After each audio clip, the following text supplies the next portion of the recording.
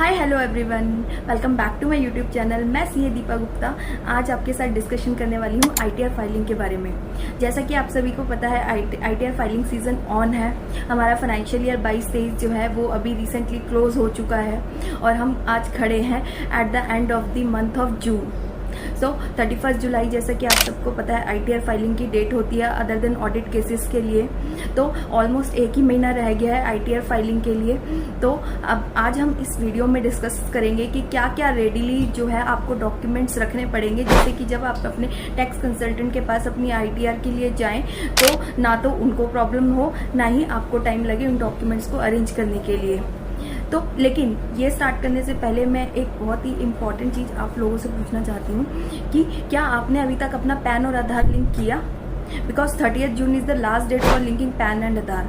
अगर 30 जून तक आपने अपना पैन और आधार लिंक नहीं किया तो 1 जुलाई से आपका पैन जो है वो इनऑपरेटिव हो जाएगा और आपको बहुत ज़्यादा प्रॉब्लम फेस करनी पड़ेगी।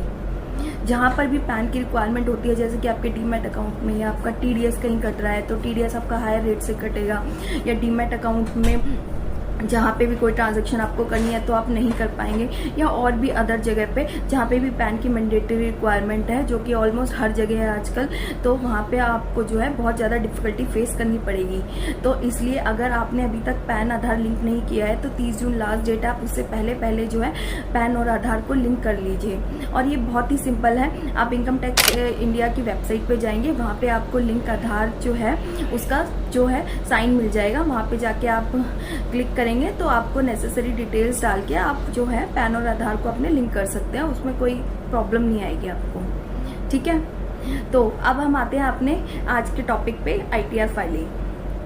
तो जैसा कि आप सभी को पता है कि 31 July is the last date for filing ITR. वो सभी लोग जिनका जो है केस ऑडिट में फॉल नहीं करता, टैक्स ऑडिट जिनके लिए रिक्वायरमेंट नहीं है, जिनका बिजनेस का टर्नओवर 1 करोड़ से कम है, या फिर अदर देन बिजनेस वाले जो एसएससीज हैं, other than private limited companies, उन सभी के लिए जो डेट है आईटीआर फाइलिंग की वो 31 जुलाई है।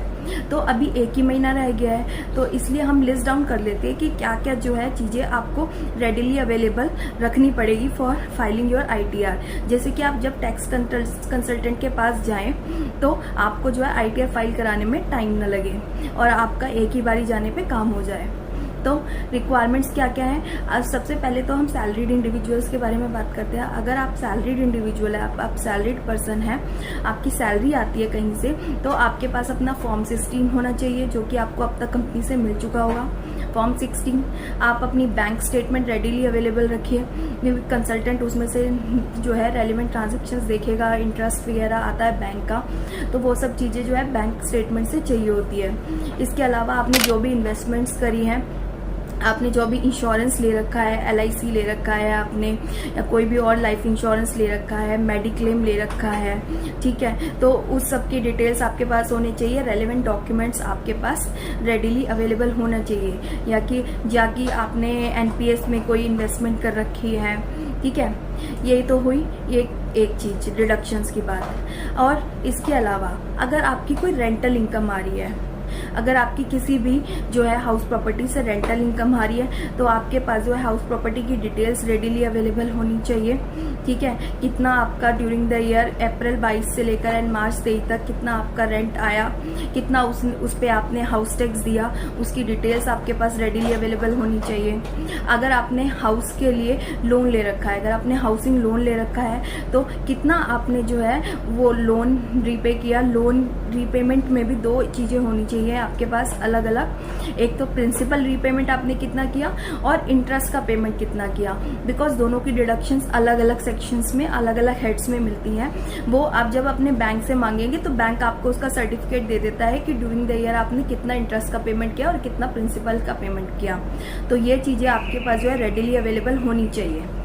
इसके अलावा अगर आपका ड्यूरिंग द ईयर आपने कोई कैपिटल गेन ट्रांजैक्शन किया है, कोई आपने शेयर्स में सेल परचेज किया है, स्टॉक ब्रोकिंग का कोई काम है आपका, तो आप जो है इंट्राडे ट्रेडिंग करते हैं, या आप कोई भी सेल परचेज ट्रांजैक्शन करते हैं शेयर्स की, तो उस कितना आपने ड्यूरिंग द ईयर सेल किया, कितना परचेज किया, कितना उस पर आपको गेन या लॉस हुआ, उसकी आपके पास डिटेल्स जो है वो अवेलेबल होनी चाहिए, बिकॉज वो आईटीआर में जो है वो जाती है।